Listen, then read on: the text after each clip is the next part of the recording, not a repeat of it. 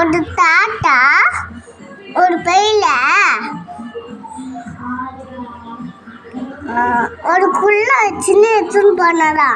அதுக்கப்புறம் அந்த தூரம் நடந்து போயிட்டு கால் வதிச்சுச்சான். ஒரு மரத்துக்கடியில் அந்த குள்ளாவியை வச்சுட்டு அதுக்கப்புறம் அவரு தூங்கிட்டோரா. அதுக்கப்புறம் மரத்தில் இருக்கிற குரங்குலாம் வந்து அந்த பையை தொடர்ந்து பாதிச்சான். அதுக்கப்புறம் குள்ளாண்டிச்சு அதுக்குள்ளாத.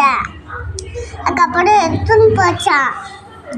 அதுக்கப்புறம் தாத்தா ஏஞ்சி பார்த்தாரா, குள்ளாவே பையிலே இல்லையா.